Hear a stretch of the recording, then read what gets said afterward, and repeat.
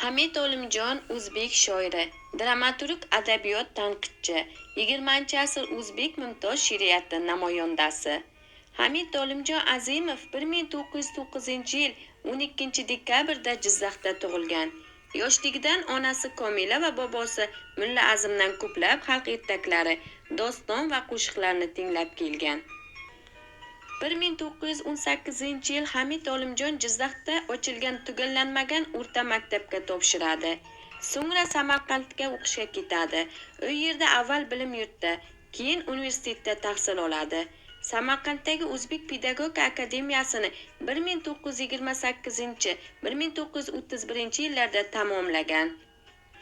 1928-yil Hamid Olimjonning Bahor nomli ilk she'riy to'plami dunyo yuzini ko'radi. Samarqandda ta'limni olib Toshkentga kelishi Hamid Olimjon hayotidagi yangi va muhim qadamni ifodalaydi. Hamid Olimjon gazeta va jurnallarda jurnalist va muharrir sifatida ko'p ishlaydi, lekin o'zining adabiyot faoliyatini ham davom ettiradi. 1930-yillar Oygul va Baxtiyor lirik asarini yaratadi. 1939-yil Hamid Olimjon O'zbekiston Yozuvchilar uyushmasi mas'ul kotibi etib tayinlanadi va o'limiga qadar, ya'ni 1944-yilga avtohalokatgacha ushbu lavozimni egallaydi.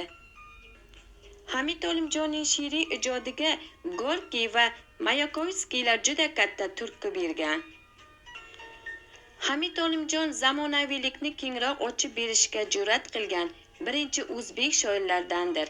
Birinchi she'riy to'plami Bahor 1926-yil nashrdan chiqqan.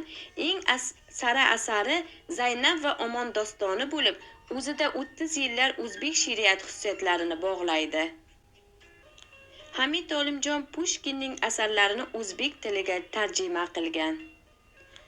Hurmatli kitobxonlar, Hamid Olimjonning hayoti va ijodi sizlarga qiziqish uyg'otgan bo'lsa, Sharof Rashidov tuman axborot kutubxona markaziga kelib mutolaa qilishingiz mumkin.